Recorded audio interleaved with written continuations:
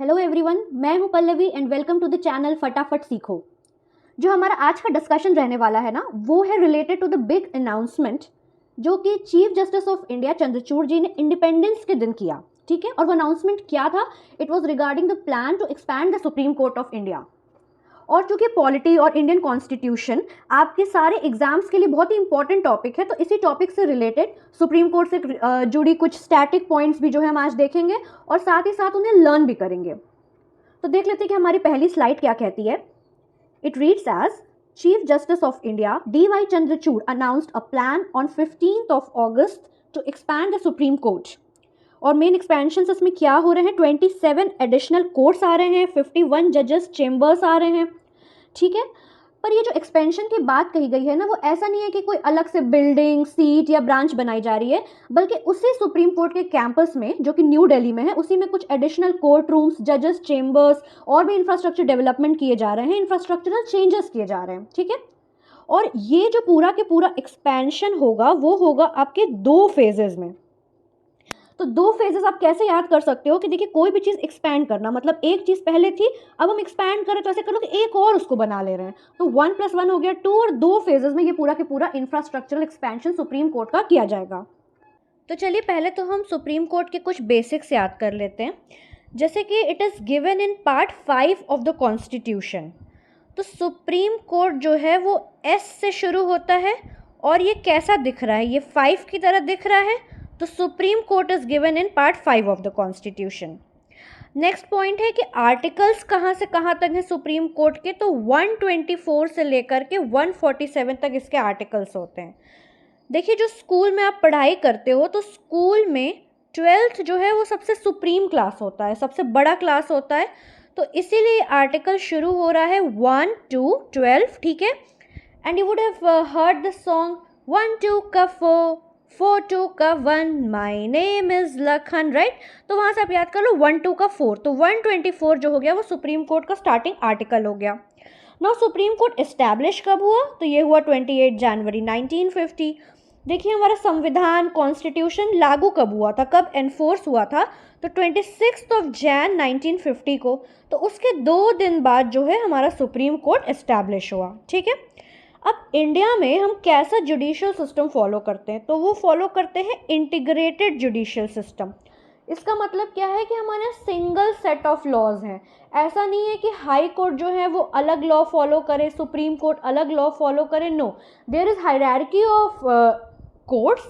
Supreme Court है, उसके नीचे हाई कोर्ट है, फिर उसके बाद जो है वो डिस्ट्रिक्ट कोर्ट्स आते हैं। ठीक है, तो ये सारे के सारे कोर्ट जो हैं वो सिंगल लॉ सिस्टम हमारे इंडिया में फॉलो करते हैं और उन्हीं को एनफोर्स करते हैं। Therefore we have this integrated judicial system. तो ये कुछ बेसिक्स थे सुप्रीम कोर्ट के जो आपको क्लियर होने चाहिए। नेक्स्ट देख लेते हैं कि इस स्टेप का बेनिफिट क्या होगा। देखिए, इंडिया के जुडिशियल सिस्टम के लिए एक बहुत ही बड़ा और बहुत ही अच्छा स्टेप माना जा रहा है, क्योंकि हमारी कंट्री में क्या है ना, पेंडेंसी ऑफ केसेस बहुत ज़्यादा हैं। इनफैक्ट 1980s के भी केसेस जो है वो आज तक सुप्रीम कोर्ट में पेंडिंग पड़े हैं। तो ये स्टेप हमें हेल्प करेगा डील करने के लिए इस प्रॉब्लम से, कि जो पेंडेंसी है वो ख़त्म हो पहले। ठीक है, और देखिए, इस प्रॉब्लम से डील करने के लिए जो इंफ्रास्ट्रक्चरल एक्सपेंशन किया जा रहा है वो कहीं ना कहीं ये भी इंडिकेट कर रहा है कि फ्यूचर में जो है वो जजेस स्ट्रेंथ भी बढ़ाई जा सकती है। भाई, सिर्फ कोर्ट रूम तो बनाने से होगा नहीं, आप उसमें एडिशनल जजेस जब ऐड करोगे तब तो वो केसेस से डील करेंगे और उन्हें सॉल्व करके उसका जजमेंट देंगे। ठीक है, इसीलिए जो है हमारे लिए ये टॉपिक भी इंपॉर्टेंट हो जाता है एग्जाम पॉइंट ऑफ व्यू से, कि सुप्रीम कोर्ट की जजेस स्ट्रेंथ जो है वो मैक्सिमम जज स्ट्रेंथ क्या है, प्रेजेंट सिनेरियो में क्या है। ठीक है, कैसे जजेस अपॉइंट होते हैं। तो let's proceed further with all of that.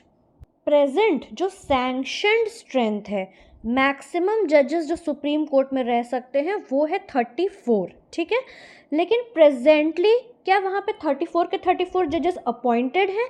नहीं।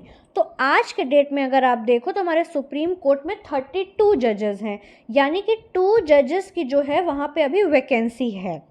तो हमें क्या है, पेंडेंसी हटाने के लिए 2 चीज़ें करनी होंगी। एक तो एटलीस्ट जितनी मैक्सिमम स्ट्रेंथ है, पहले तो जल्दी से जल्दी उतने जजेस अपॉइंट होने चाहिए, और साथ ही वो मैक्सिमम स्ट्रेंथ भी बढ़ाने की कोशिश करनी चाहिए। ठीक है, तो इस तरीके से हम इस प्रॉब्लम से डील कर पाएंगे। तो अब ये जो स्ट्रेंथ चेंजिंग है कि आज 34 है, कल को हमें बढ़ा के और इंक्रीज जब करनी है, तो ये पावर किसके पास है स्ट्रेंथ चेंज करने का? तो वो पावर है पार्लियामेंट के पास। पार्लियामेंट जो है वो लॉ बना के, लेजिस्लेशन ला के स्ट्रेंथ ऑफ सुप्रीम कोर्ट जज को बढ़ा सकती है। और पार्लियामेंट ने पास्ट में ऐसा किया भी है। कितनी बार किया है, कितनी बार आज तक सुप्रीम कोर्ट की स्ट्रेंथ बढ़ चुकी है? तो वो है 6 बार। देखिए सुप्रीम के लिए हमने 12 याद किया था ना, तो 12 का हाफ 6 बार जो है वो स्ट्रेंथ बढ़ चुकी है। जब 1950 में सुप्रीम कोर्ट बनाया गया तो उस समय सैंक्शन स्ट्रेंथ थी 8 जजेस की, ठीक है, 7+1 कि 7 अदर जजेस रहेंगे और एक रहेंगे CJI। प्रेजेंटली जो है वो 2019 में लास्ट इंक्रीज करके स्ट्रेंथ को 34 कर दिया गया था और यही आज तक अभी चला आ रहा है। Look, we are moving step by step. पहले हमने देखी इंफ्रास्ट्रक्चरल एक्सपेंशन देखा सुप्रीम कोर्ट का, उसके बाद हमने देखा कि सिर्फ इससे जो है वो पेंडेंसी ऑफ केसेस की प्रॉब्लम नहीं सॉल्व होगी, उसके साथ ही हमें जजेस की स्ट्रेंथ भी बढ़ानी पड़ेगी। तो फिर हमने देखा कि ठीक है, मैक्सिमम स्ट्रेंथ क्या है सुप्रीम कोर्ट जजेस की, प्रेजेंट स्ट्रेंथ क्या है। अब बारी है देखने की कि अपॉइंटमेंट कैसे होता है सुप्रीम कोर्ट के जजेस का। तो जजेस जो हैं सुप्रीम कोर्ट में, एक तो है चीफ जस्टिस ऑफ इंडिया, ठीक है, और बाकी उनके अलावा होते हैं 33 अदर जजेस। तो ये दोनों के ही दोनों अपॉइंट कौन करता है? प्रेसिडेंट अपॉइंट करते हैं, ठीक है। अब हम देख लेते हैं कि इन दोनों के अपॉइंटमेंट में क्या डिफरेंस है। देखिए, प्रेसिडेंट चाहे चीफ जस्टिस ऑफ इंडिया को अपॉइंट करे या फिर अदर जजेस को, उन्हें कंसल्टेशन तो करना ही पड़ता है। चीफ जस्टिस ऑफ इंडिया के केस में वो किसको कंसल्ट करेंगे? सच अदर जजेस of Supreme Court and High Court as President deems necessary. जो भी उन्हें सही लग रहा है, कितने जजेस को हमें कंसल्ट करना है, वो सुप्रीम कोर्ट और हाई कोर्ट के जजेस से कंसल्ट करेंगे। लेकिन जब बात आती है अपॉइंटमेंट ऑफ अदर जजेस की, तब उन्हें कंसल्ट करना पड़ता है एक तो CJI से, जो यहाँ पे अपॉइंट हुए हैं, ठीक है, और सेकंड है सच अदर जजेस of Supreme Court and High Court, again as President deems necessary, जैसे कि CJI के केस में था। तो यहाँ पे जो चीफ जस्टिस ऑफ इंडिया के साथ कंसल्टेशन है ना, वो आपका ऑब्लिगेटरी हो जाता है, मैंडेटरी हो जाता है। बिना चीफ जस्टिस ऑफ इंडिया को कंसल्ट किए जो है प्रेसिडेंट अदर जजेस को अपॉइंट नहीं कर सकते हैं। ये आपको डिफरेंस समझ में आ गया होगा कि चीफ जस्टिस ऑफ इंडिया और अदर जजेस के अपॉइंटमेंट में यही डिफरेंस है कि अदर जजेस के केस में चीफ जस्टिस ऑफ इंडिया से कंसल्ट करना कंपल्सरी है प्रेसिडेंट को।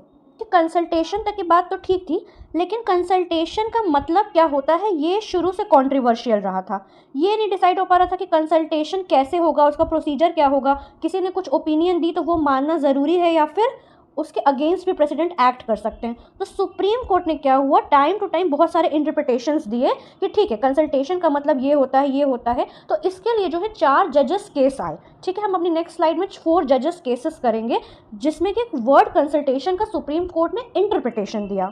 सो दीज आर आर 4 जजेस केसेस। पहला जो है वो 1982 में आया, ठीक है। इसमें बोला गया कि कंसल्टेशन का मतलब जो है वो कंकरेंस नहीं है। कंसल्टेशन का मतलब है सिर्फ एक्सचेंज ऑफ व्यूज़, यानी कि प्रेसिडेंट जो है जब चीफ जस्टिस ऑफ इंडिया या फिर अदर जजेस से कंसल्ट करेंगे तो अगर वो ओपिनियन दूसरा भी देते हैं तो प्रेसिडेंट उसके अगेंस्ट एक्ट कर सकते हैं। लेकिन 1993 में क्या हुआ, सेकंड जजेस केस आया जिसमें बोला गया कि कंसल्टेशन का मतलब है कंकरेंस।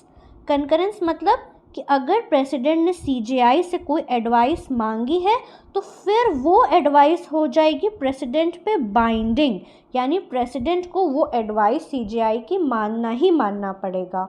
और CJI जो है वो एडवाइस देंगे कैसे?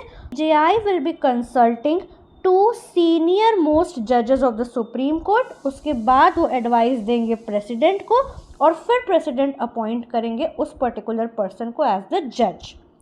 तो ये 2 सीनियर मोस्ट जजेस, आप ऐसे याद कर लो कि सेकंड जजेस केस में 2 सीनियर मोस्ट जजेस के साथ CJI को कंसल्ट करना था, ठीक।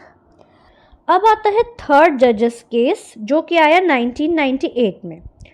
देखिए, इसमें प्रेसिडेंट को तो चीफ जस्टिस ऑफ इंडिया से कंसल्ट करना है, वो तो सेकंड जजेस केस जैसा सेम ही रहेगा। लेकिन CJI के कंसल्टेशन में एक चेंज आ गया कि now CJI will have to consult with 4 senior most जजेस of the Supreme court.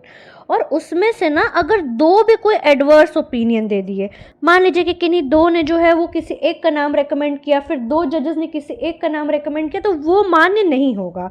So even if 2 जजेस give the adverse opinion, then CJI can not recommend that name to the President. ठीक है।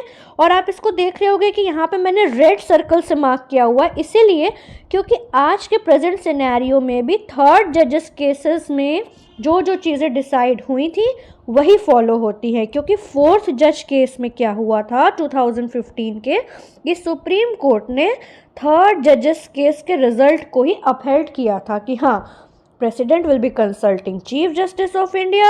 Chief Justice of India will take the opinion of 4 senior most judges and then suggest that name to President. अब जब हमने appointment of जजेस के rules पढ़ लिए तो अब हम ये भी देख लेते हैं कि CJI के अपॉइंटमेंट में कुछ कुछ एक्सेप्शंस आए पास्ट में, ठीक है। तो let us see all of that now. 1973 के पहले देखिए 1950 में क्या हुआ, सुप्रीम कोर्ट बना, तो 1950 से लेकर के 1973 तक तो ठीक है, ये कन्वेंशन फॉलो होता रहा कि भाई जो सुप्रीम कोर्ट का सीनियर मोस्ट जज है उसी को CJI बनाया जाएगा। लेकिन 1973 में पहला एक्सेप्शन आया जब जस्टिस AN रे जी को चीफ जस्टिस ऑफ इंडिया बना दिया गया, although he was not the senior most, ठीक है। फिर एक बार एक्सेप्शन आया 1977 में जब MU बेग जी को बना दिया गया। तो सेकेंड जजेस केस में 1993 के सुप्रीम कोर्ट ने ऐसा बोला कि ये गवर्नमेंट की मनमानी नहीं चल सकती है एंड ओनली सीनियर मोस्ट जज will be appointed as CJI। तो पहले तो आपको याद करना है कि 1993 सेकेंड जजेस केस में सुप्रीम कोर्ट ने ये रूलिंग दी। तो इसको याद करने के लिए आप ऐसे बोल सकते हो कि सेकेंड मतलब नो सेकेंड जज can be made CJI, only the senior most, ठीक। एक तो ये याद हो गया। और ये दो जो एक्सेप्शंस हैं नाम के, इन्हें याद करने के लिए देखिए, रे ऑफ होप जागी दूसरे जजेस में जो कि सीनियर मोस्ट नहीं थे कि ठीक है मैं भी CJI बन सकता हूँ, तो ये रे ऑफ होप उनमें जगी। और नेक्स्ट एक्सेप्शन है MU बेग। तो बेग से आप ये याद कर सकते हैं कि एक बार जब एक्सेप्शन 1973 में हो भी गया, फिर भी फर्दर जो है वो लोगों को बेग या रिक्वेस्ट करना पड़ता था कि even if I am not the senior most जज, पर फिर भी प्लीज़ मुझे CJI बना दीजिए। तो इस तरीके से आप AN रे और MU बेग एक्सेप्शंस याद कर लो। अगर कभी एग्जाम में पूछे कि कौन कौन से फॉलोइंग जजेस हैं जिनको कि सीनियर मोस्ट ना होते हुए भी CJI बनाया गया। So that's it guys. With this we have come to an end of today's video. Hope this was useful for you. Stay tuned to the channel for further videos coming up for you. Thank you all.